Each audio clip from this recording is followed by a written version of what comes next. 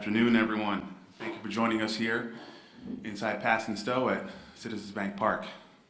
Certainly goes without saying that we are thrilled to have Aaron Nola as part of the Phillies family for the foreseeable future, as yesterday the club formally announced his signing to a 7-year contract, taking him through the 2030 season. Now, as I mentioned family, I'd like to make special mention of some individuals that are here with us today, beginning with Aaron's wife, Hunter. Congratulations and thank you for being here.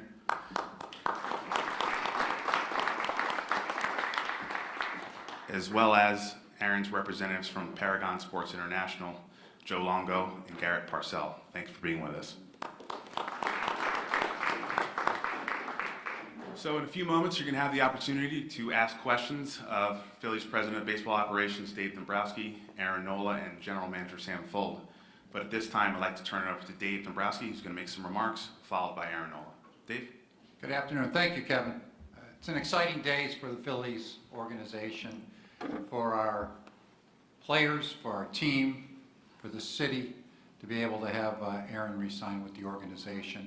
As you know, it was really important for us to try to get this done, sign one of the best pitchers to me in Major League Baseball.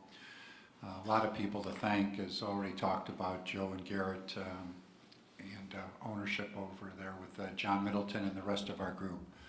But also, I think, a unique situation too, because not only a tremendous pitcher and human being, but what Aaron and Hunter mean for the community.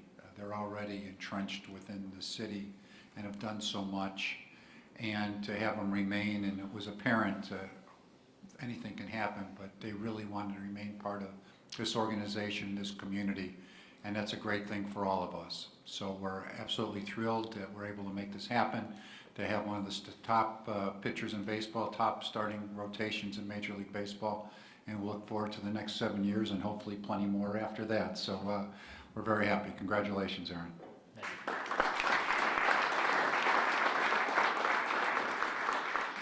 Thank you, everybody. First and foremost, I want to thank the Lord for putting me in this opportunity, giving me the opportunity to play baseball, and putting me in this position. And I want to thank my wife for everything she's done, all the support she's given me through all the ups and downs, and has been by my side from that day one. And then Dave, thank you, Sam, John Lee, Middleton family, Joe, Garrett, all the Paragon family, everybody in this organization. Obviously, I've been here my whole career, and there's so many good people throughout the whole organization that's helped me out the whole time, and to get this into this position right now, there's a lot of people to thank. The fans, obviously, and honestly my teammates. I mean, I wouldn't be right here without my teammates and all the friendships I've made, and everybody playing together, and the chemistry that we have. So I want to thank everybody again, and looking forward to a lot more good memories in the next 7 years. Great. Thank you, Aaron. Thank you, Dave. Kevin, is it the appropriate time to give this? No, we're just going to get right into questions with the photos. Okay, great. Okay. Because it was easier because we didn't really even ask him what number he wanted, so it was easy. Okay, with that, we can start with questions, but please keep in mind there are microphones on either side. If you have a question, just raise your hand and we'll get the microphone to you. Not all at once. We can start right here in the front with Tim. Aaron, did you turn down more money elsewhere to stay here? And if so, what kind of drew you to wanting to stay with the Phillies? Well, I mean, I've always wanted to be a Philly. I've always been a Philly. This is kind of the only place we kind of had our eyes set on, and it's a most comfortable place for me. Like I said, everybody in this organization is so good, has been so committed to winning, committed to the players, the relationships that I've made. It's going to last a lifetime, and I feel like it'd be hard to get away from those people. And obviously, I'm very grateful to be back. Okay, go to Matt in the back left. Aaron, if you go through this whole contract with the Phillies, 7 years, you could be at the top or near the top of just about every record or most records for pitcher in this franchise's history.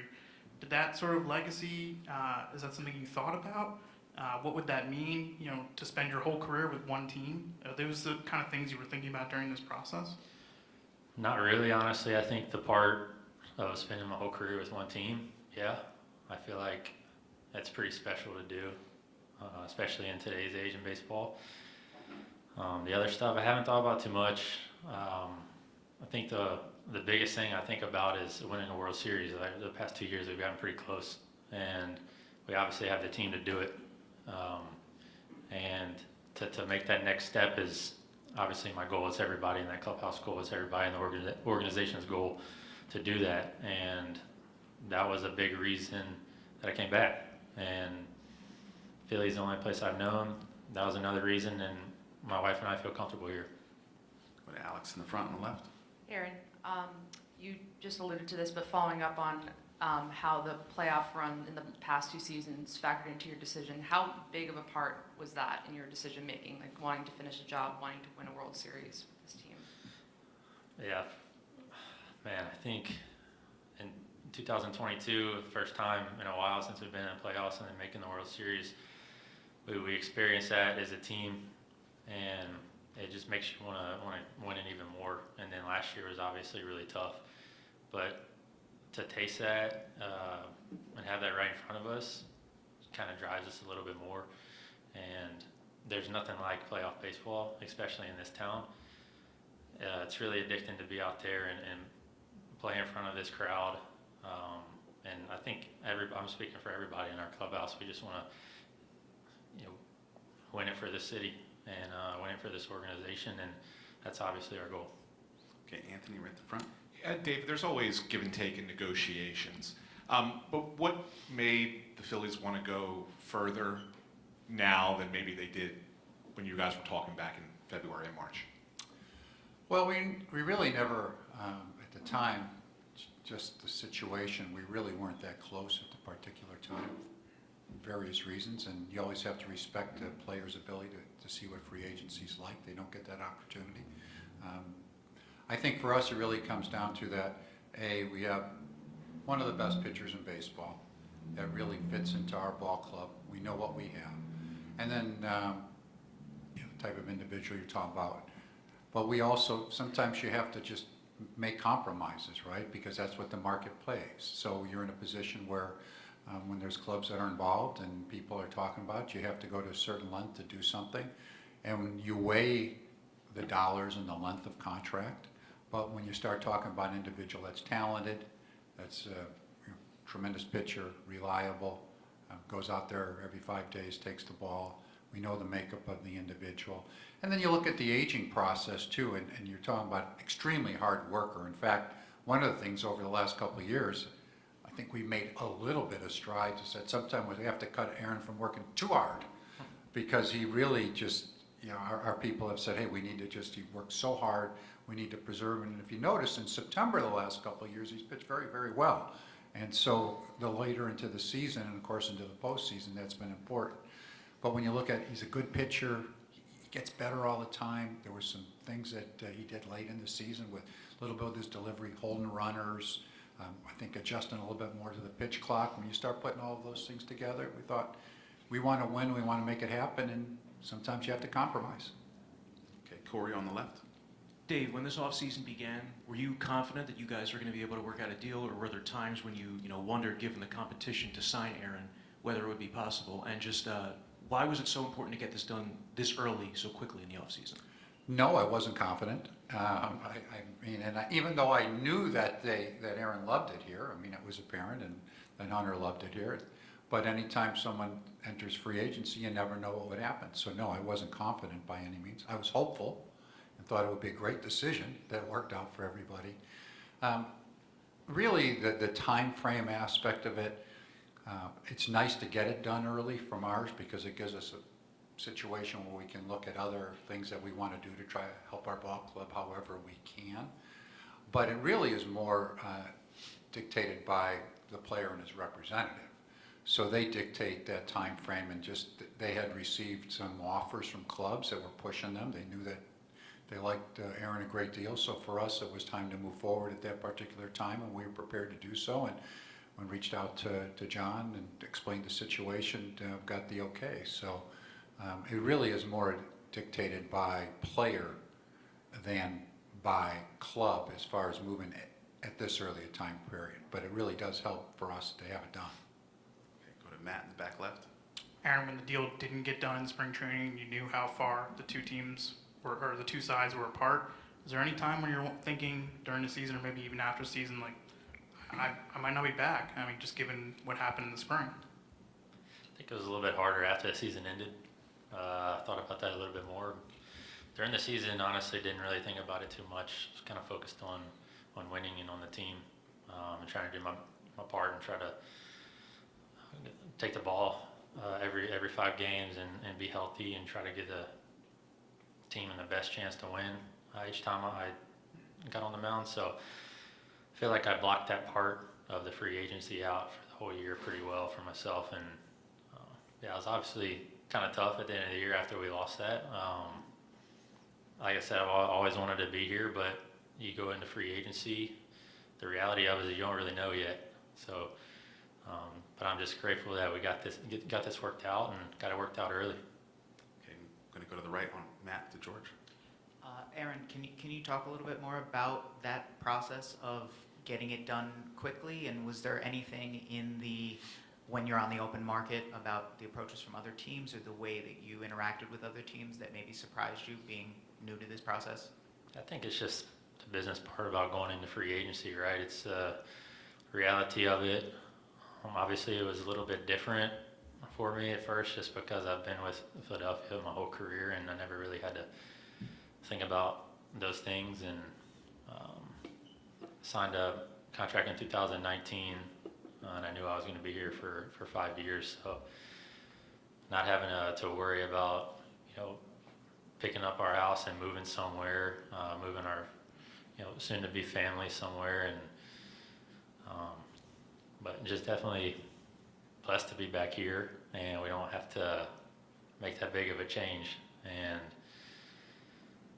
getting it done early is definitely special and a plus because got a little one on the way, so I think it's going to make it a lot easier for us down the road. Okay, we're going to Scott on the left. Aaron, I was going to ask you, players wait a long time to get to free agency. You were a free agent for a few weeks. Did you enjoy the process? Did you enjoy looking around and sort of seeing what other teams thought of you or how they valued you? Or was this not an enjoyable thing for you to go through these last few weeks? I guess it's enjoyable and not enjoyable at the same time, right? I think it's not really about the money for me as it is being in a place we want to be for the next 7 years. I think that part is more important to me and to the relationships that I've made over here and the memories that we've made together as an organization, as a team, trumps that. And I think that's just the reality of the free agency that we kind of wanted to go through and see what it was about, but ultimately this was the place we wanted to be. And for Dave, you talked about Aaron being the priority going into the offseason.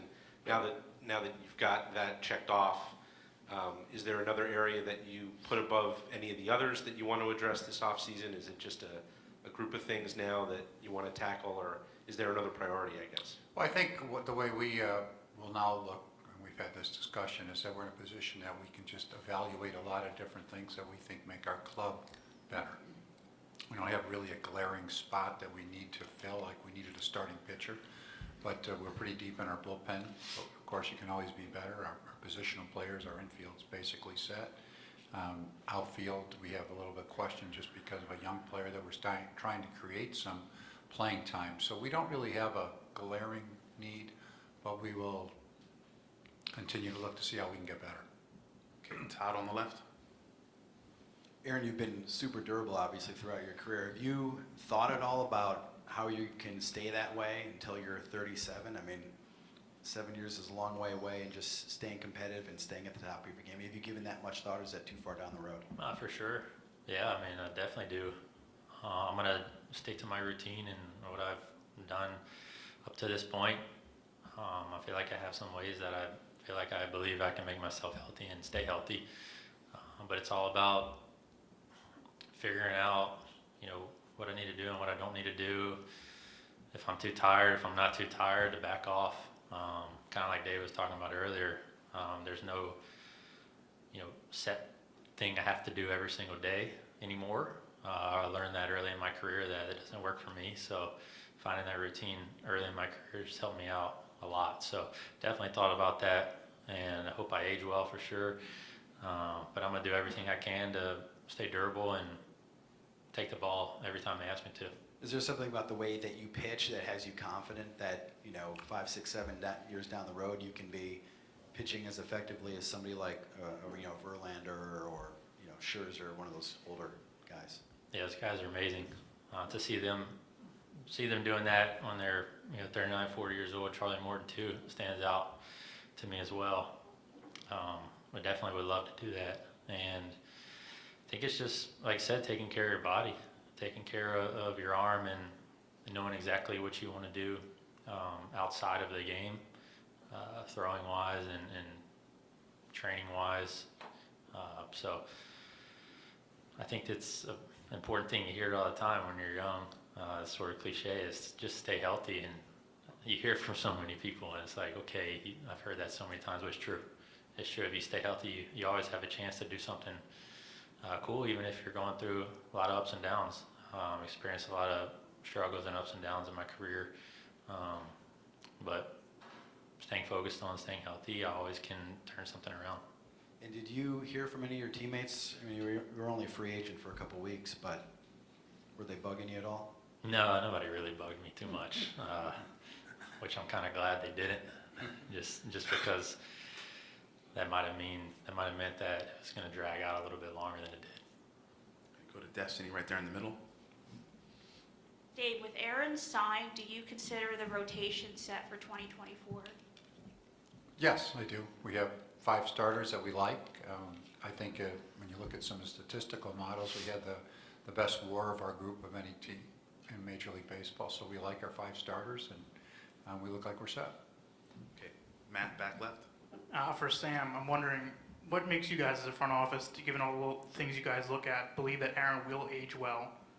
Starting pitchers into the 30s are kind of a rare breed, I guess, durable ones in this sport now. Yeah, I think we've touched on it, just in the last few minutes here, but it starts with his work ethic and his dedication and the desire to be great for a long time. And I think you have to, when you evaluate these sorts of things, you have to start with the makeup. And I don't know if anybody in the game has better makeup than Aaron Nola. I mean, we've touched on the routine and the consistency, and it's day in and day out. Good outing or bad outing, it's the same person, and it's the same desire to be good the next time he grabs the ball.